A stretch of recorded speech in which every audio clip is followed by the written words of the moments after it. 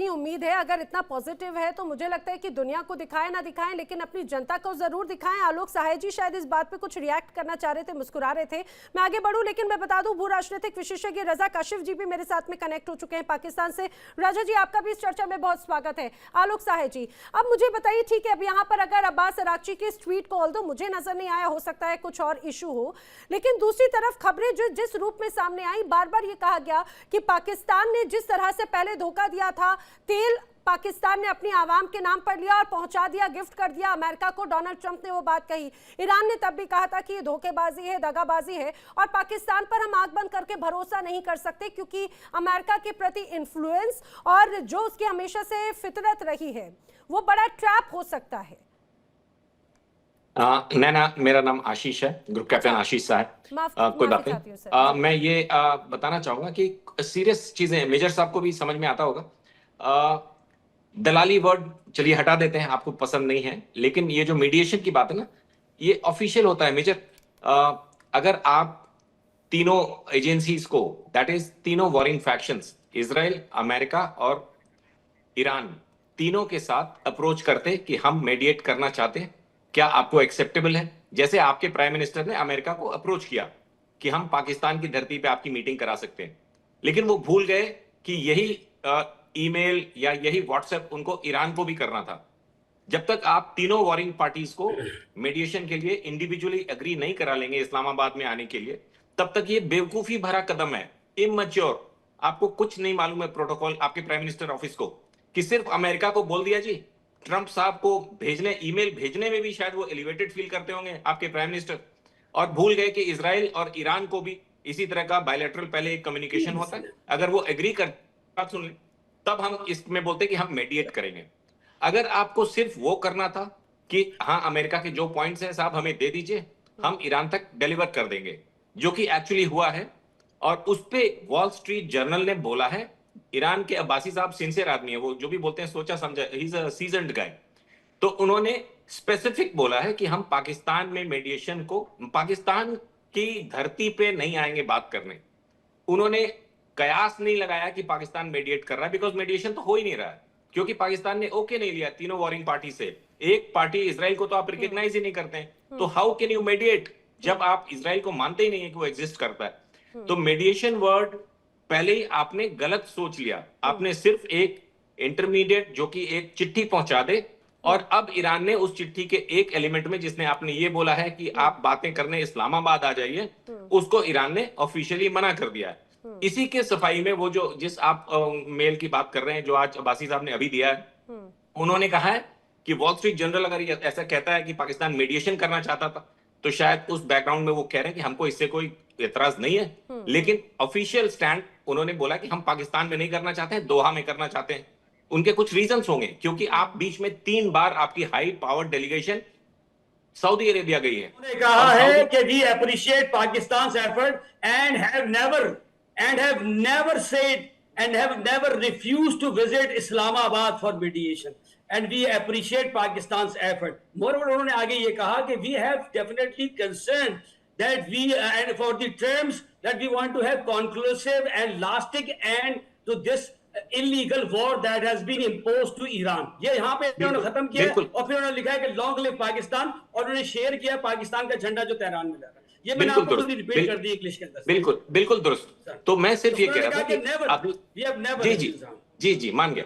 तो मैं ये कह रहा था कि मेडिएशन एक ऑफिशियल ट्रैक है, मेडिएशन इज ऑफिशियल ट्रैक जिसमें सारी वॉरिंग पार्टी, आप सिर्फ ईरान से बात करेंगे मेडिएशन नहीं होगा, आप सिर्फ अमेरिका से बात करेंगे मेडिएशन का मतलब तीनों वॉरिंग पार्टीज को एक टेबल पे लाके कुछ बातचीत करना, और उसमें आपकी तरफ से कुछ सजेशंस कि हम ये चाहते हैं कि ईरान मिसाइल प्रोग्राम को डिसकंटिन्यू कर दे, लेकिन 400 किलोग्राम ऑफ यूरेनियम इस्लामाबाद भेज दे, या मॉस्को, कुछ ऐसे नहीं, सिर्फ चिट्ठी को इधर से उधर पहुंचाना without your comments, your recommendations, उसको मेडिएशन नहीं बोलते मेजर साहब, पहली बात। दूसरा, ईरान ने पाकिस्तान आने से मना क्यों किया? मेरे को मेजर मुझे खत्म करने दे। पाकिस्तान आने से ईरान को ग्रेस क्यों है? क्योंकि आपने 3 बार पिछले 34 दिनों में सऊदीया का विजिट किया है, हाईएस्ट लेवल पे सऊदी विजिट किया है, और सऊदी के ऊपर ईरान हमले कर रहा है। तो क्या आपने सीबीएम के तहत ईरान को बताया कि आपने सऊदीया से क्या बात की? उनके डिफेंस पैक्ट के तहत उनके यहाँ जो एयर डिफेंस आप करने वाले हैं उसमें ईरान की मिसाइल्स को मारेंगे, या ईरान के अंदर घुस के इनकी जो मिसाइल की क्षमता उनको तोड़ेंगे सऊदी को बचाने के लिए। तो apparently there is a very serious trust deficit between IRGC and your state. तो उनको लगता है कि भाई ये सऊदी में जाके पता नहीं क्या बात करें। इसी बात से मेजर साहब UAE ने नाराज होके कि हमले तो हमारे यहाँ सऊदी से ज्यादा हुए हैं, लेकिन आप सऊदी के यहाँ तो विजिट कर रहे हो, लेकिन UAE को किनारे कर रखा है, उनके अटैक के बारे में कुछ नहीं बोल रहे, तो मेरा $2 बिलियन लौटा दो तुम।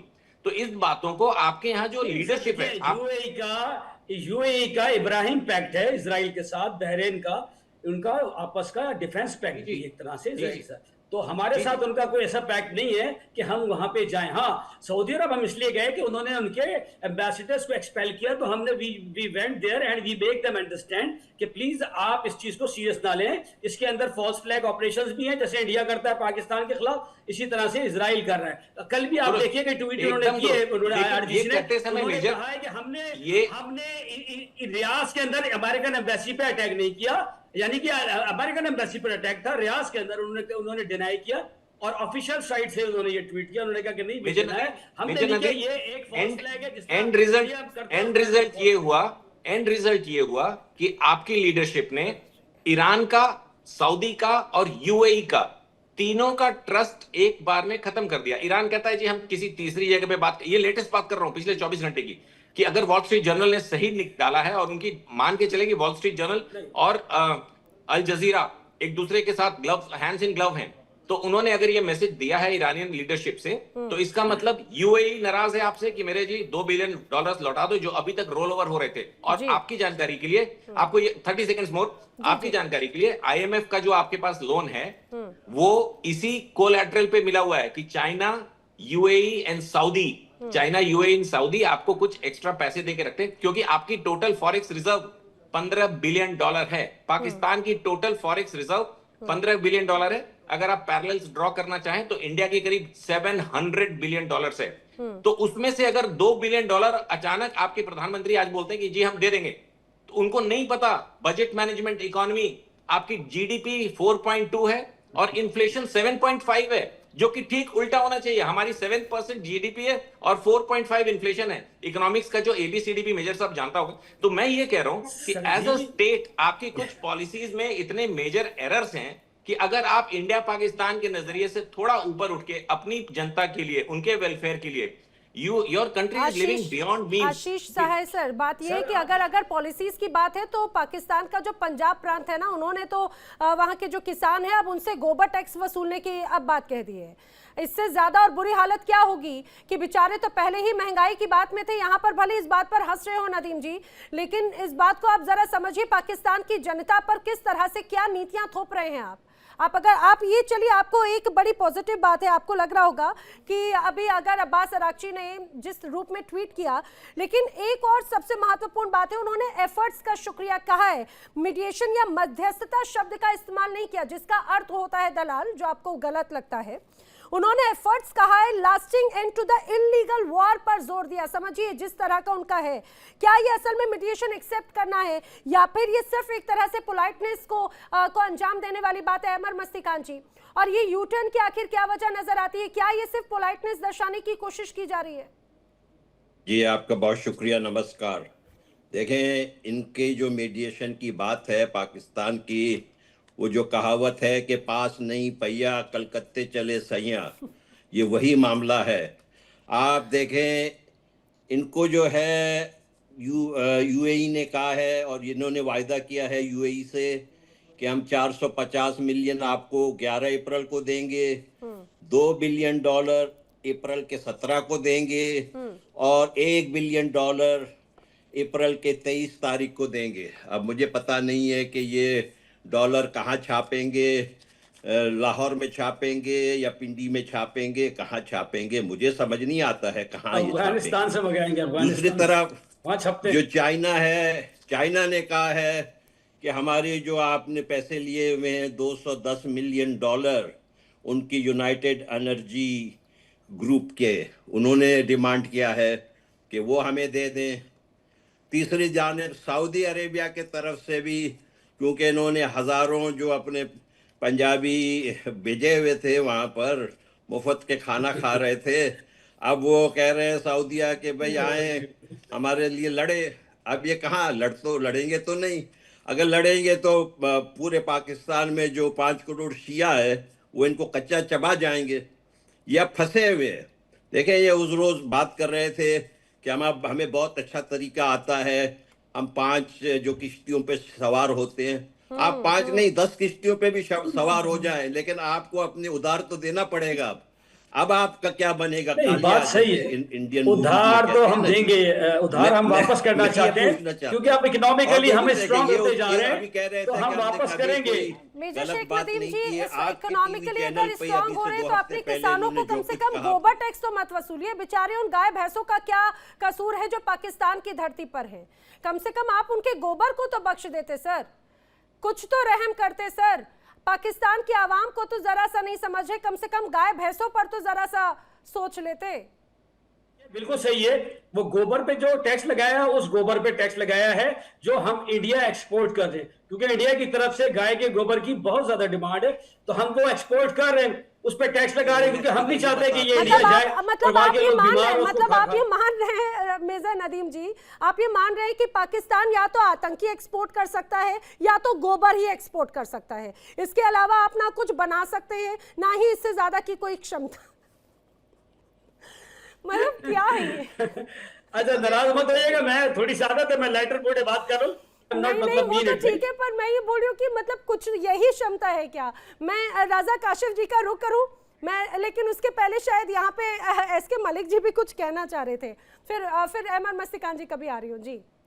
मैम, वो एक रतन छूट गया इनका एक्सपोर्ट का, गधा, जो इनको गधा एक्सपोर्ट करते हैं, जिसके बारे में ये मशहूर है, इनका पाकिस्तान का मशहूर एक्सपोर्ट। और पाकिस्तान के यूट्यूबर, हाँ, पाकिस्तान के यूट्यूबर से ना उछल उछल के बोलते हैं हम गधे एक्सपोर्ट करते हैं। नैना जी, एक चीज बताएं, देखिए जी। आपको ये मेजर साहब आपको ठीक है, आपको आपकी मेडिटेशन मुबारक, और हम चाहते हैं शांति जल्दी से आए, हमें उसमें भी कोई एतराज नहीं है। सुनो मेरी बात, आपका जो हिंदुस्तान प्रेम है ना, ये कि हमारी दुनिया में 2 ही दुश्मन है, आपने कहा कि इजराइल एक भारत। आप ठीक है, आप चलते रहिए, ना आपकी पुश्तें रहेंगी, ना हम, और ना ही आगे आने वाली पुश्तें रहेंगी। हिंदुस्तान भी यही रहना है, इजराइल भी यही रहना है। आप लोग वो चीज हो कि जिसकी जड़ में जो आप अच्छे खासे एक सुंदर से पेड़ की जड़ में ना मीठा चाशनी डालते रहते हो, वो लोग हो। और सबसे लेके पैसा पकड़ लेते हो, पैसा पकड़ के फिर दुनिया की चापलूसी करते हो। और देखिए, अमेरिका इतना बेवकूफ नहीं है, जो पैसा दिया है ना मुनीर साहब को, एक एक पैसा निकाला जाएगा, एक एक उसका हिसाब दिया जाएगा। और मेरी बात यह है कि हम लेके भागते नहीं है, हम वापस करते हैं। वापस करेंगे सर, लेके नहीं भागेंगे। आप पकड़ते क्यों, चोरी छुपे बैकडोर से पैसा लाते क्यों? आपकी जरूरत क्या है? आपका देश इतना है, अपने देश को क्यों नहीं बनाते? ये हमारी वीकनेस है, ये हमारी वल्नरेबिलिटी है, वीकनेस है, पुअर गवर्नेंस है, इकोनॉमी बिल्कुल फ्रेजाइल है, हमारे यहाँ पॉलिटिकल स्टेबिलिटी का मसला है, बिल्कुल ये चीजें हैं। लेकिन डिफेंस में आप कभी हमारे साथ पंगा मत लीजिएगा, ये ध्यान में रखिए। मेजर साहब सुनिए, मैंने आपको बता दूं कि कहाँ वीक है और कहाँ हम तगड़े। देखो, पंगे वंगे आप हमें मत सिखाइए, पंगे वंगे आप हमें सिखाइए। आप तो 71 भी जीत चुके हो, 65 हिंदी में आप लोग पंगा बोलते हैं तो मैंने ही बोल दिया। नहीं, आप हमें पंगा मत सिखाइए। अभी बालाकोट भी याद कीजिए, वो भी खैर आप ही जीते हो। आप अभी सिंदूर हुआ था, वो भी आप ही जीते हो। आप तो दुनिया में सर्व विजयी लोग हो, आपका क्या कहना? दुनिया पे जो दुनिया के 9 रत्न है, उसमें से एक रत्न तो आप ही हो।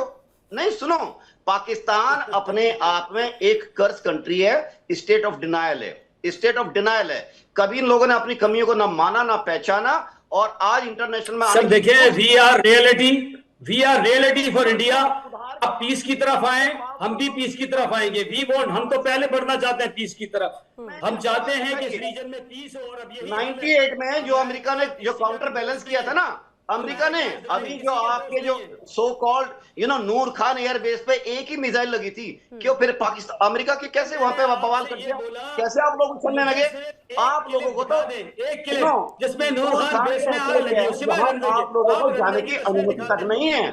और पाकिस्तान तो आप तो एक कस्टोडियन है, क्योंकि रशिया को देखते हुए, चाइना को देखते हुए आप तो एक जगह का यूज किया जा रहा है आपका। तो जी तो नैना जी लेकिन रजा काशिफ का मैं रुख करूं, लेकिन मेजर शेख नदीम आप जो बात यहाँ पर कह रहे थे पीस की, आप पीस ब्रोकर बनने की कोशिश करें, लेकिन मुंह पे बोली और हाथ में गोली से काम थोड़ी ना चलेगा।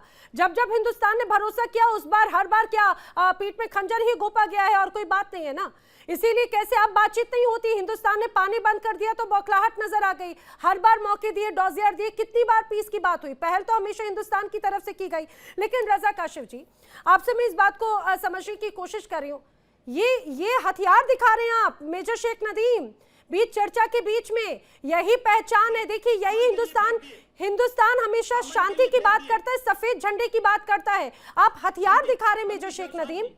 नहीं हम फेंक दिया क्या, फेंक दिया, हम तो शांति चाहते हैं, अमन चाहते हैं, इसीलिए तो फेंक दिया। ये साथ रखता हूं मैं, किसी को भी उड़ाना हो तो, लेकिन मैंने फेंक दिया कर्नल साहब के लिए कि अमन करें, शांति करें, आ जाए, दोस्ती करें, खत्म करें। क्या हम लोगों ने लिखा है वो इस रीजन में 5-6 गुना, क्या नाम है? This is pathetic.